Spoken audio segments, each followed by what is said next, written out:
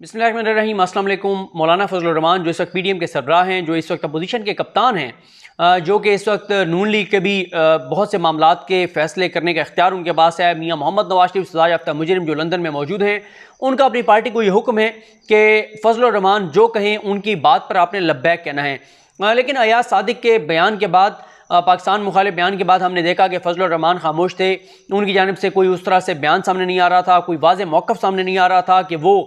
अयाज सादिक के बयान की तौसीक करते हैं या उससे इख्तिलाफ़ करते हैं। लेकिन कुछ खबरें ये चलवाई गई कि नहीं जी, हम तो इनकी बात से इत्तफ़ाक़ नहीं करते। फिर कल रात को मियाँ मोहम्मद नवाज शरीफ फजलुर रहमान को कॉल करते हैं,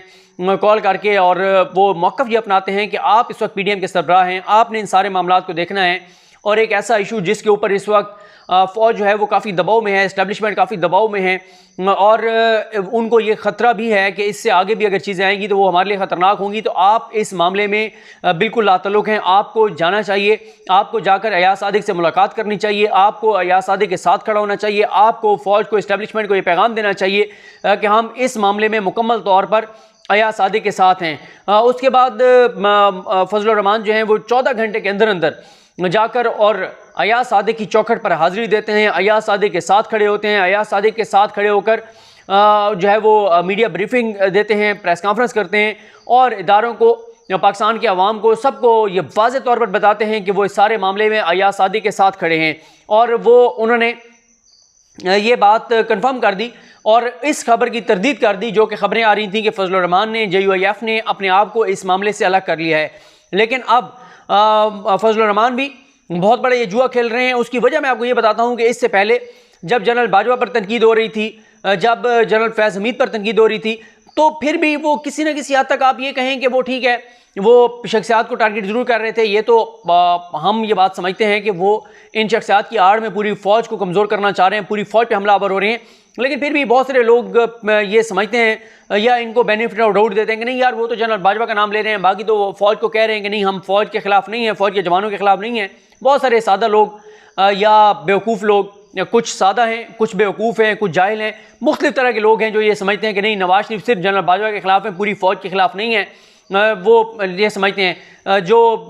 नाराज़ होने लगे तो वो अपने आप को उन सादा लोगों में रख लें। मैं उनको जाहिल नहीं कह रहा, बाज़ जाहिल भी इसमें शामिल हैं, सादा लोग भी शामिल हैं, और बाज़ जो हैं वो जो इनके बेनिफिशरी हैं, ये बात समझते हुए भी कि नवाज शरीफ फ़ौज को कमज़ोर करना चाह रहे हैं, लेकिन वो इनके साथ खड़े हैं, ज़ाहिर है क्योंकि वो इन सब के बेनिफिशरी हैं। लेकिन ये जो मामला अयाज सादिक वाला है ना, इसके ऊपर तो मैंने बहुत सारे लोगों को देखा है जो वैसे नवाज शरीफ के बयानिए को कहते हैं कि नवाज शरीफ का बयानिया ठीक है या किसी हद तक हम उसको सपोर्ट करते हैं, लेकिन इस मामले में वो भी इस मामले पे साथ नहीं खड़े। और इस मामले के ऊपर पूरी कौम जो है वो खिलाफ है इस चीज़ के, क्योंकि अयाज सादिक का ये बयान पाकिस्तान के ख़िलाफ़ था, पाकिस्तान की फ़ौज के ख़िलाफ़ था। और अयाज सादिक के इस बयान ने भारतीय फ़ौज के मोराल को काफ़ी जो है वो ऊपर लाया है। वो भारतीय फ़िज़ाइया जो डाउन थी, जो उसके बाद मुंह दिखाने के नहीं थे कि किस तरह से पाकिस्तान ने दिन दिहाड़े जाकर और हमला किया, और वहाँ से पाकिस्तान के जहाज़ वहाँ हमला करके ना सिर्फ वापस आए, बल्कि जब उनके जहाज़ पाकिस्तान के जो जहाज़ थे, पाकिस्तान एयरफोर्स के जो जहाज़ थे, उनका जब पीछा करते हुए पाकिस्तान की हदूद में आए, तो अभी वो पाकिस्तान और जो उस साइड की हदूद है उसके ऊपर ही थे कि पाकिस्तान ने हमला किया और एक जहाज़ पाकिस्तान की तरफ गिरा, और अभी लंदन को पाकिस्तान ने गिरफ्तार किया और एक जहाज़ जो है वो उनकी तरफ गिरा। फिर वो इतने हवास बाख्त हो गए कि उन्होंने अपने एक जहाज़ गिरा दिया। तो इसके बाद वो काफ़ी डाउन थे, उनको ये पता था, उनके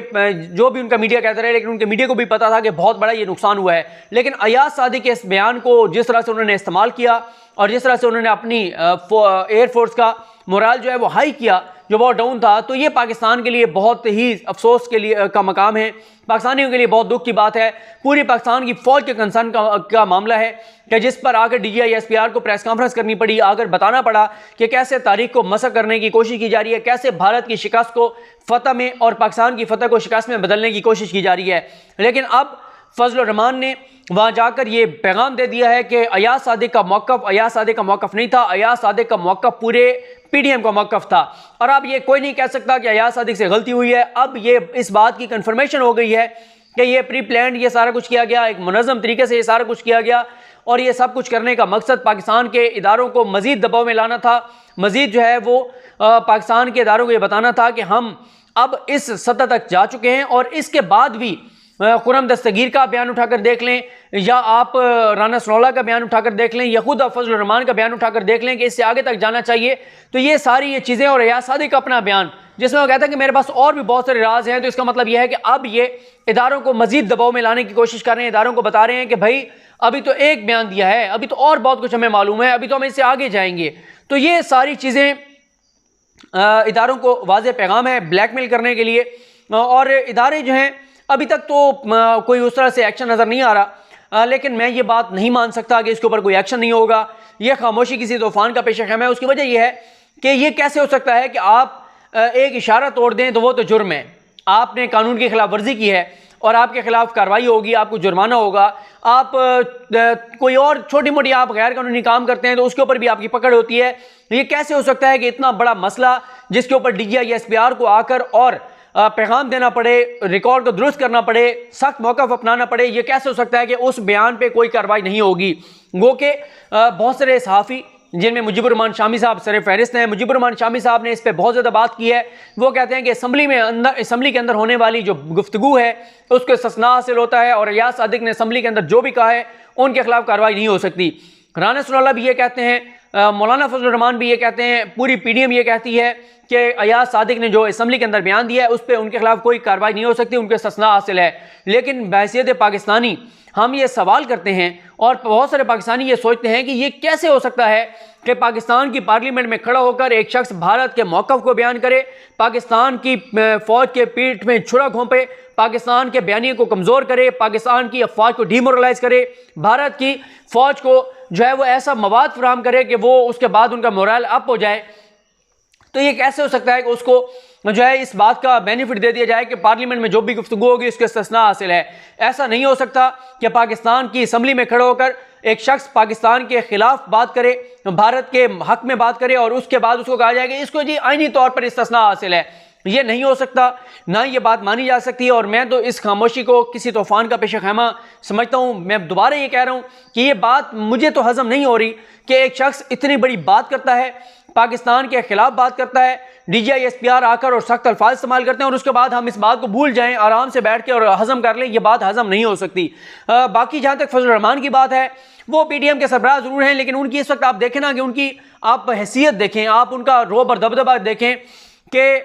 कैप्टन सफदर गिरफ्तार होते हैं, हुकूमत भी उनकी अपनी पीपल्स पार्टी की हुकूमत, सिंध में कराची में वो गिरफ्तार होते हैं, फजलुर रहमान भी वही हैं, 11 जमातों के सरबराहान भी वही हैं, लेकिन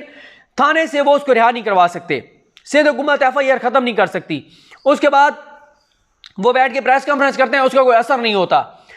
क्वेटा में तमाम जमातों के सरबराहान मौजूद हैं, मोहसिन दावड़ आते हैं, उनको एयरपोर्ट से वापस भेज दिया जाता है, PDM कुछ नहीं कर सकती। तो ये इनकी आपने देख ली है कि इनकी कोई वो बात नहीं है कि कोई ऐसा इनमें से कोई बंदा होता, कोई ऐसा लीडर होता कि वो तकरीर करे और अवाम सड़कों पर निकल आएँ, लोग सड़कों पर निकल आएँ, लोग घरों से निकल आएँ, लोग आकर और एहतजाज करना शुरू कर दें। इनमें से एक भी लीडर ऐसा नहीं है। और हाँ, इनमें से सिर्फ फजलुर रहमान साहब को यह एजाज़ हासिल है कि उनके पास मदरसों के बच्चे हैं, जिस की बुनियाद पर वो इदारों को ब्लैकमेल बहुत ज़्यादा कर रहे हैं। और ये भी मैं आपको बताता चलूँ कि मुझे ये था कि फजलुर रहमान इस मामले में जो है वो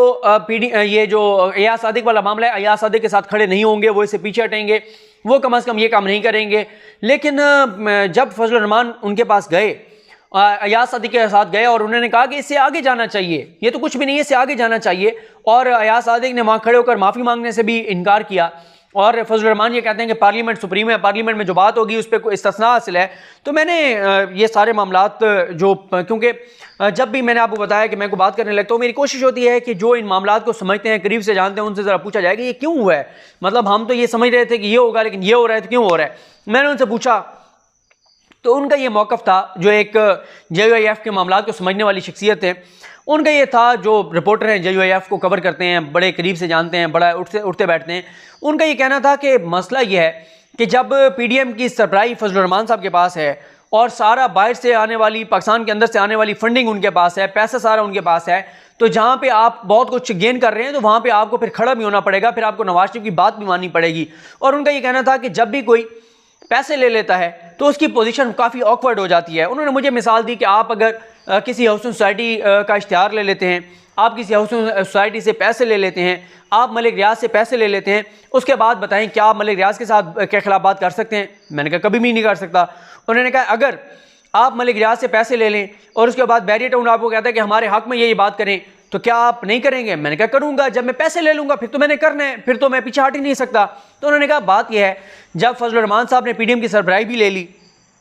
और इसको सियासी तौर पे फ़ायदे के तौर पे इस्तेमाल कर रहे हैं, जब पीडीएम के नाम पर आने वाली सारी फंडिंग भी उनके पास जा रही है, पैसा उनके पास जा रहा है, तो फिर ये कैसे हो सकता है कि आप पैसे भी ले लें और आप फिर उनकी बात भी ना माने? तो ये तो है कि जिससे फिर आप पैसे ले लेते हैं उसके कहने पे चलना पड़ता है। तो वो ये कहते हैं कि क्योंकि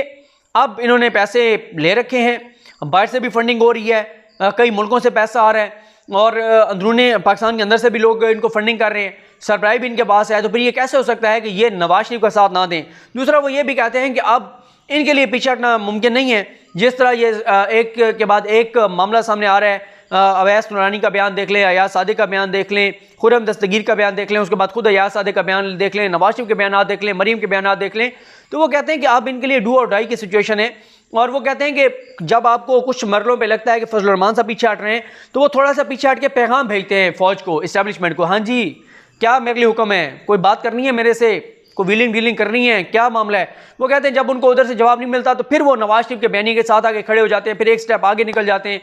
वो कहते हैं हाँ, अगर किसी मरले पे फजलुर रहमान साहब को ये लगा कि अब इस्टेब्लिशमेंट उनको कुछ देना चाह रही है, उनके साथ मामला तय करना चाह रही है, तो फिर तो वो पीछे कुछ ना कुछ हटेंगे, वरना वो आगे से आगे बढ़ते चले जाएंगे। अयाज सादिक के बाद जो भी कोई बयान देगा वो उस बयान में उसके साथ खड़े होंगे, उसका साथ देंगे। लेकिन दोबारा ये कहूँगा कि लगता नहीं है कि अब कोई कार्रवाई ना हो, कार्रवाई तो होगी, लेकिन कब होगी इसका हमें भी इंतज़ार है। तो देखते हैं सूरत हाल किस तरफ जाती है। बाकी भी जो डेवलपमेंट्स हैं उन पर बात करेंगे। मुझे अपनी दुआ में याद रखें। अल्लाह करीम हम सब कामयाब नासरो। अल्लाह हाफ़िज़।